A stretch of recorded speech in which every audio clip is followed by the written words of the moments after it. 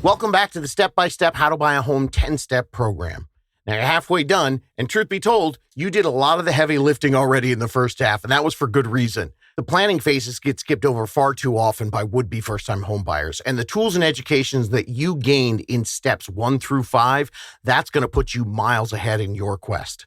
Steps 6 through 10, second half, that focuses on the details of the actual home buying process, making sure you avoid becoming one of those gut-wrenching first-time home buyer horror stories. And step 6 in the number one trusted first-time home buyer system in the U.S., this one really helps to protect you as well as discover all of your options. Step 6 is setting your goals. Second half, let's go. How to Buy a Home educates, protects, and connects first-time homebuyers to qualified vetted realtors in their area. Whether you're looking for DIY information or step-by-step guidance, How to Buy a Home is the number one resource for first-time homebuyers. What is up, my How to Buy a Homies? David Sidoni here, helping you craft a clear path to home ownership so you can confidently achieve your ultimate goal. And that's what step 6 is, goals. Well, actually, it's definitively setting your goals. All of them, plural. Some of you might be thinking, goals? I thought we were moving on into the industry insider tips so that I don't get ripped off, so I stay protected, don't become one of those horror stories. Yes, that's true. You're going to learn what you need to do to protect yourself, but you're also going to get educated on how goal setting is pivotal in the process so that you can find all your best options. Let me explain the importance of 2 types of different goal setting. Now, when you do these, you're going to have a clear path to buying a home that suits your wants and your needs, and even more beneficial to you, it's going to set you up for a more stable financial life. So first, you've got your entire purchase goals, the entire purchase. These goals shape what becoming a homeowner is going to do for you today, even before you buy that home. And then what homeownership is going to do for you in a couple years, 3 years, 5 years, 10 years, even 40 or 50 years from now. Understanding the full options about buying your first home, realizing it sets you up for everything else in your life, and then setting the goals that match what you want entirely, that's how you create a stable future for you and your family. The second set of goals we're going to talk about today are the goals that you should do within the action steps of your last lease ever. I'm going to give you practical tips. Break down exactly how to break your goals so you can build in the planning phases that you just learned about for your credit score, your debt, and your savings. I understand working the big 3, sometimes it can be a bit of a grind. So setting goals with tiny milestones along the way will help reduce the stress and the confusion. All right, so let's start with those first set of goals, the entire purchase goals. They encompass everything about buying your first home, not just the must-have list with the number of bedrooms and bathrooms. Because by taking the time to see the big picture and to embrace the math of all your possibilities when you become a homeowner, your overall goal of home ownership is going to shape the specific type of home that you're going to pursue. I've been there and done that with tens of thousands of first-time home buyers, and there's one thing that the gift of hindsight has taught me. There's an investment angle to owning your first home. Now, to be clear, I certainly don't teach or coach buying and flipping homes. Rather, what I've seen is that choosing to eliminate your expensive renting with the financial growth of home ownership as soon as you can leads to a more lucrative financial future. Just this morning, a homie said it best when she was describing what she had learned from the podcast. She said, changing my perspective on rent versus buy through a rent replacement strategy, down payment assistance programs, and understanding that that first home may not be perfect, but it is an investment. So that is what makes setting and clarifying these entire purchase goals so important. Many, many times, I've seen the entire purchase goals actually break up relationships when people are not on the same page. And unfortunately, I've been front row to see it. I was there with them in the kitchen, in the garage, or that one time when the buyers were screaming and crying on the front lawn of a home until one of them called an Uber and left. And hey, I've also seen issues with people buying on their own, buying solo. They were mentally wrestling with themselves. Without clear goals, a full vision for the entire purchase, I've seen a lot of people spend years in analysis paralysis. You can avoid this fear and regret by focusing your goals on so much more than just the physical attributes of the property. So by using these goals here, you're going to get far better results than the average first-time homebuyer who just wakes up one day and says, well, I'm old enough now, guess I should buy a house. So start thinking ahead. We've got two types of goal setting, and they actually go hand in hand, the entire purchase and then the practical tips for the last lease ever. The entire purchase goal setting, that's the big picture stuff. Why are we doing this? And then once you get clarity on that, that helps the nitty-gritty detail of the second types of goals, the practical tips. And based on my it depends advice from all the previous episodes, you can bet that your best goal setting instructions won't be a one-size-fits-all single page of information. Nope, gang, we're going to be writing the whole freaking manual just for you. So here's the goal list that I want you to go ahead and make for yourself. This is for the entire purchase. They start simple and then they get more detailed. And as you do them, you'll start to move into more of a big picture thinking. Okay, and for those of you buying with a partner, you must, I repeat, you must write these goals separately and don't share with each other. I recommend that when you do share them, you have a therapist on standby and make sure you use your inside voices. Be nice, people. Okay, start your list with the things that you probably have a grasp on. Your neighborhoods, your style of the homes, the bedrooms, the bathrooms, the square footage of the house. Do you need a yard? Do you want a yard? What about a garage? All that stuff. The physical properties of the home.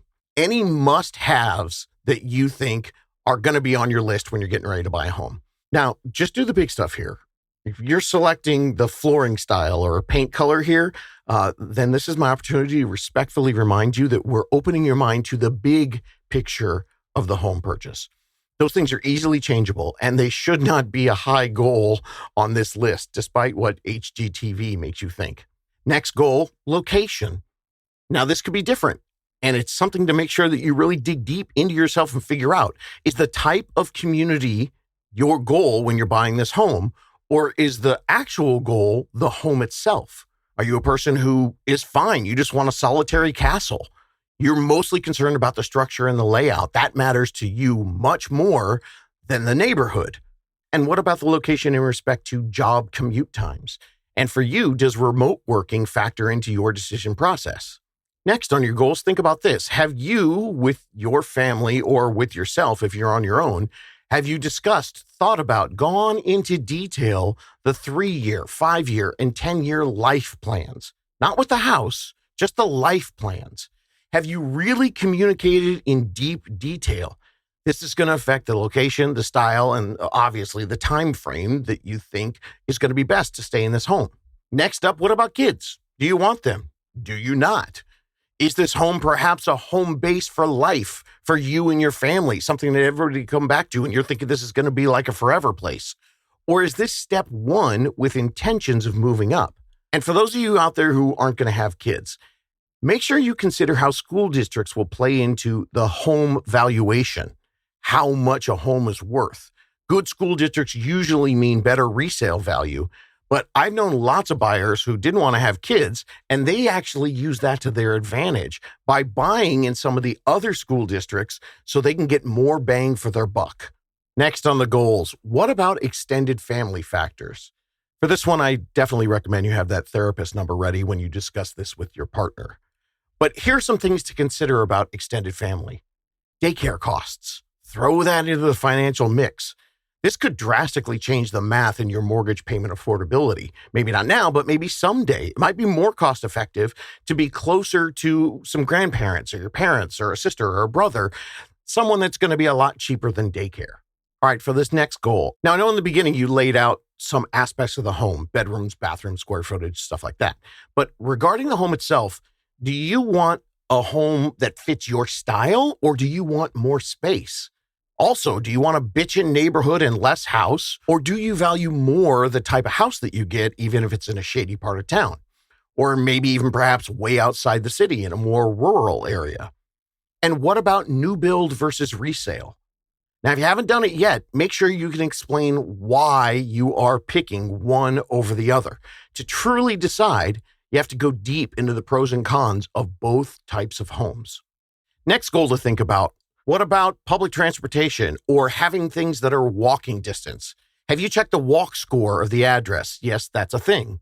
It's a score based on the proximity of the home to restaurants, bars, stores, public transportation, etc. And when it comes to that, have you thought about how long you're going to be in the home and how that works with how long that you're going to be in a young hipster phase? Or do you ever see yourself wanting to be in the suburbs in your future?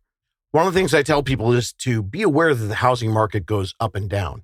You're going to realize that it's very rarely a good idea to buy a home with a goal of less than 3 years of living in it, unless you're thinking that you want to keep that home as a rental. By the way, I love this option. More on that in a minute. But if you're thinking this is a home that you're going to want to sell and move up with later on, 5 to 7 years is a better planning period for you. And 10 years, you're golden. Next, how do you see this home financially for your family? Are you just thinking about this of a purchase to have something better than your apartment?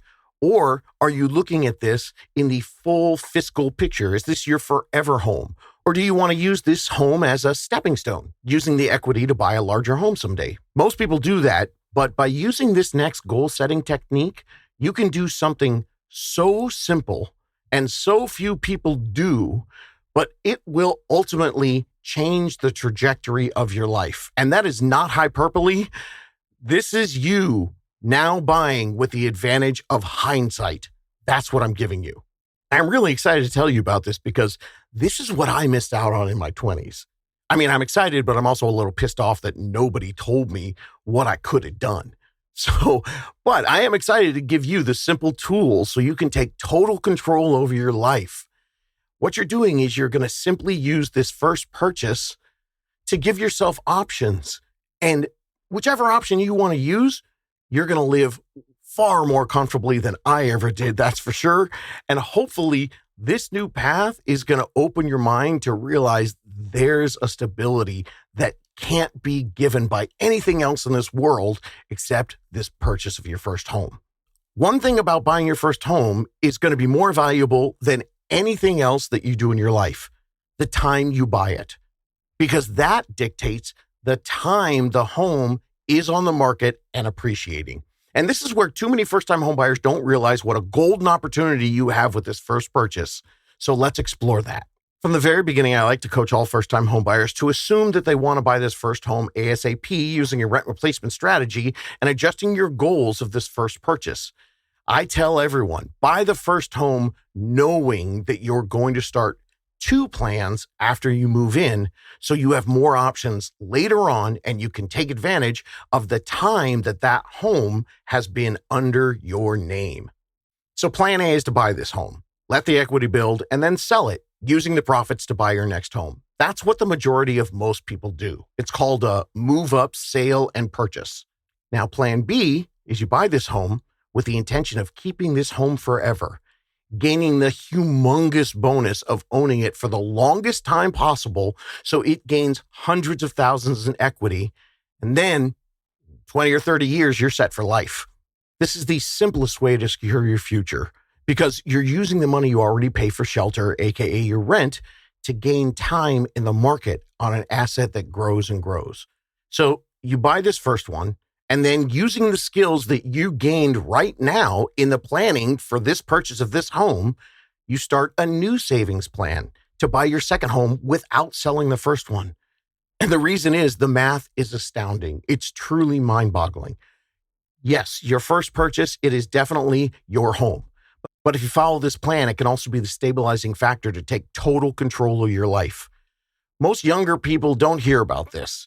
And if they did, maybe they don't have the mad discipline to get the time in the market for an investment. And I know you hear people all the time, oh, start saving early, save for your future. But you know what? Most people don't have the discipline to get time in the market for an investment that's an extra savings they have to do every month. But this way, you're not depriving yourself by saving extra. It's using what you already spend, and you get to sit in it and live in it. The money just doesn't disappear and sit there and wait for you to go online and see how much you've made. You're actually using it. And the cool thing is, if after you buy a home and you start plan A and plan B, you don't have to do plan B. You're not signing a contract saying, I'm definitely going to turn this into a rental. You can always change your mind in a few years and sell that home, get all the equity, use that for a fatty down payment on a McMansion. But by starting both options in your head, as well as in your bank account, immediately after your first purchase, then you've got the option to go plan A or plan B. Here's some math for you. Did you know that the average home price 20 years ago has doubled? And that is at minimum. And during those 20 years, we've seen inflation and a wage gap and retirement stability get more and more sketchy for people just trying to make sure they can be comfortable later in life. So you can buy your first home, get settled, enjoy it for 3 months, and then call back your unicorn team and tell them, all right, we're settled in. We'd like to start some simple planning for 2 future options, plan A and plan B. Can we work 2 simple paths on the big 3? And the cool thing this time is you're not trying to do the big 3 in 7 months. You're trying to do it in 7 years. And remember, the more time you have on the big 3, the better your results. So with them, start 2 different savings plan. By the way, cool thing is you're not going to have to worry about your credit score because as a homeowner, it's going to keep going up. But keep an eye on your debt and your savings. And in your savings, do a plan A if you're selling the home and plan B for keeping it for when you buy that second home with another low down payment option. You could take a target purchase price and a target 8%. Now you've got 5, 7, 10 years to save up. That's what's awesome. You already know what to do. And since you're in no rush, you can adjust the plans anytime that life throws you a curveball. I really wish more people taught this, but I know why they don't because they can't make any money off of it. So I'm just telling you, this could change your life. And for you math nerds out there, what up? Love ya. Let me give you some actual facts and data. You're young and you're probably going to make more money in your life, right? So that's going to change the formula in the equation. So maybe for the first year, you only save $100 a month. But think of it, in 5 years, 7 years, 10 years, you're still going to be paying just that fixed monthly payment that comes with your mortgage. And hell, you may have even refinanced down to an even lower monthly payment if that comes along. So do this math for yourself. Go back and look at your rent and your salary from 5 years ago. Now, what if you were paying the rent from 5 years ago with your salary today? And now do some projections. Same math again.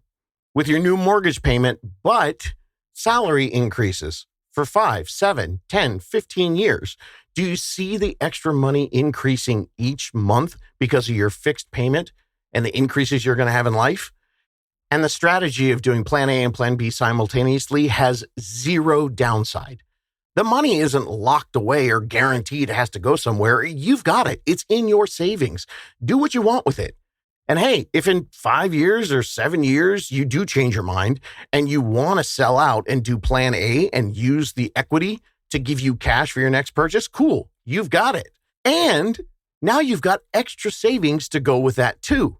But on the flip side, you do still have the option to, at that time, explore plan B, which means you could be sitting on a gold mine and you can keep it and cash that out later and have a killer, comfortable retirement. So my spreadsheet nerds, love ya. Go for it. Punch it in. Draw it up. Look at the math. It is insane.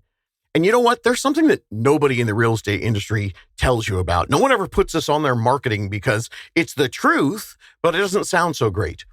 Owning your first home, it's never going to be harder than the first year, 2 years, and 3 years that you own it.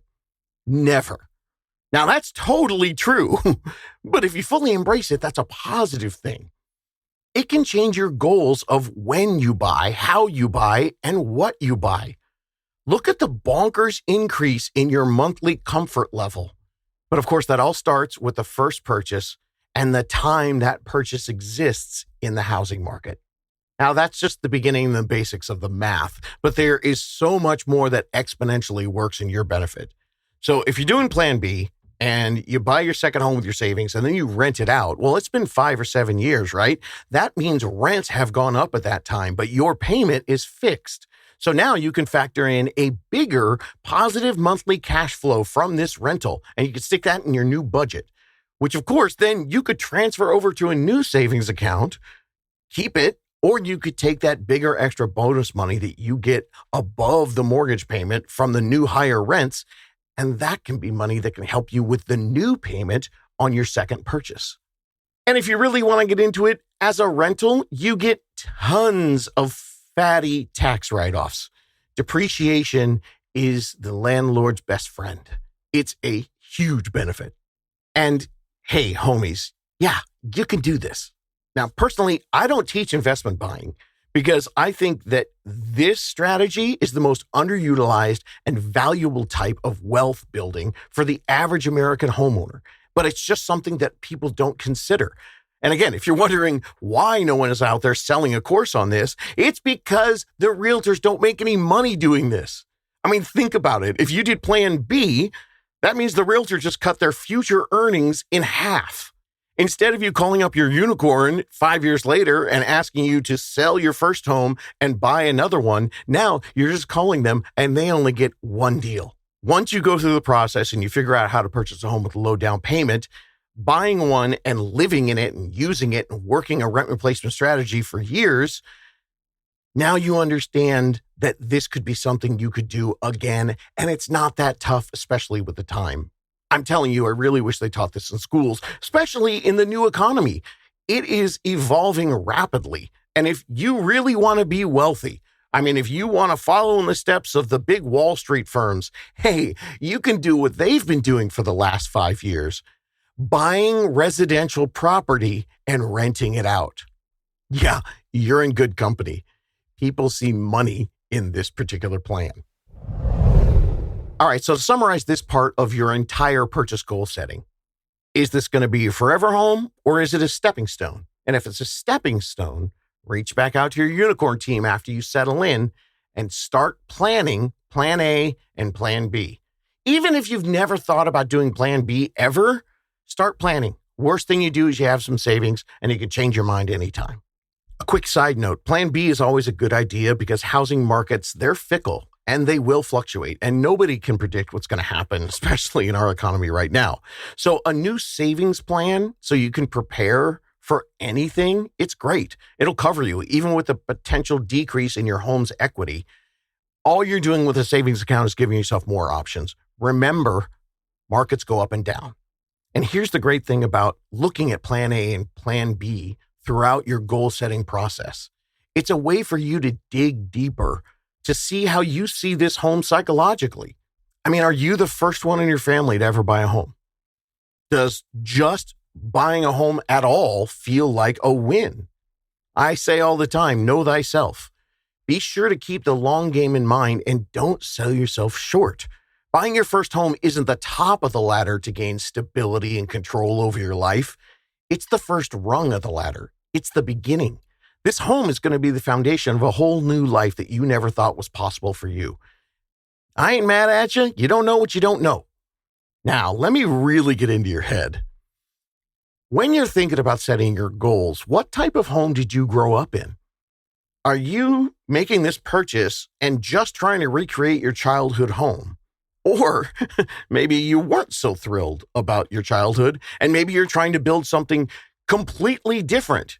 Keep that in mind and make sure that some deep-seated emotions aren't clouding the other goals that could actually be more beneficial for you. Now, by the time you finish, your goal list might look like a crazy-ass therapy journal, but that's good because a home is an emotional place. And the more you think about it in a long-term mindset, well, then the better and the easier the choices come to you and the more options that you can consider when you're out home shopping.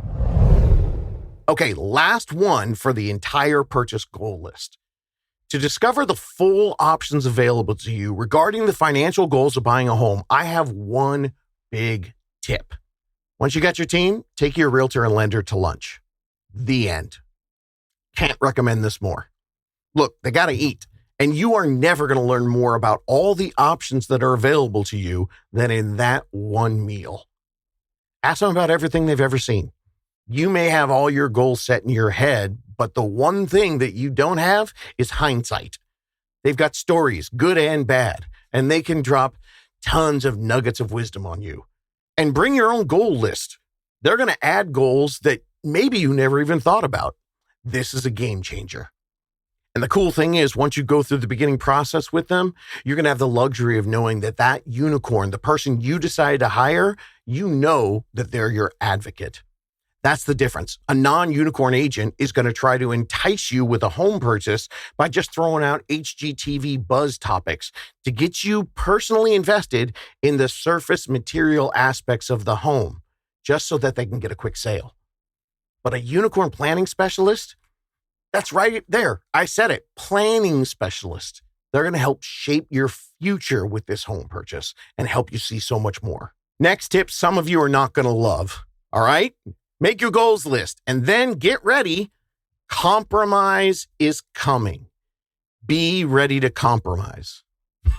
Man, am I the world's worst salesperson or what? But it's the truth. So I say this with love. You will compromise. You just will. You are going to make many trade-offs from your original goals list. So go ahead, get ready for it. You're going to need to be flexible. That's why I stress clear and complete overall goals, so that if you have to flex or trade something off, you're seeing the whole big picture of what this purchase means for you. That'll make it easier for you to understand what pieces you need to cut and compromise when you're actually selecting the home that you want. I'm not being hardcore here. I just know that you're not sitting there with $1 million cash trying to buy a home. You're listening to the How to Buy a Home podcast because this is something you're going to have to do at a first-time home buyer starter level. I gotcha, and I don't sugarcoat anything, so be ready for it. And remember that lesson that the listener told me about that she got this morning. She said that changing her perspective on rent versus buy through the rent replacement strategy, looking at down payment assistance programs, and then figuring out that the first home may not be perfect really helped her, because she started to think of her home as an investment as well. And the final tip on the entire purchase goals, be safe with your budget. Don't overextend yourself, but then also really make sure you keep this fact in mind. Remember how I told you it's never harder than the first few years? That's the truth. Woohoo! Super salesman that I am. Look, I'm bringing you the positive parts of this. This is hindsight, and that's a positive that you get. Because I've had many conservative buyers who really tightened up and made sure they didn't want to overspend. They called me 3 years, 5 years later, and they said, damn it, we're outgrowing this place so quickly. And you know what, man? Now that we're into this, we've already got our budgeting together and the payments fixed, so it's getting easier and easier with each passing year. I think maybe we should have stretched a little bit more. So what I'm going to do is just drop that information for you, and you can do with it what you like. All right, hopefully the entire purchase goal setting has opened your eyes to thinking about a little bit more than just the bedrooms, the bathrooms, the yards, the garages. And we've already heard from some of the interview examples for people who discovered that they definitely over-researched insignificant things, and they should have asked the professionals for their insights, ideas, and their hindsight. So that's the first part of your goals. Write your list, set your goals, and then take your unicorns to lunch and ask them to share that hindsight, give you stories, and help you get that goal list complete. Okay, now we're getting to some nitty gritty. This is the second set of goals that you're going to set. These are practical tips that you can quantify and put into practice simply. So this one's a little easier. It goes with the last lease ever system, working the big three goals: your credit score, your debt, and your saving. That's all in the playbook episode 389.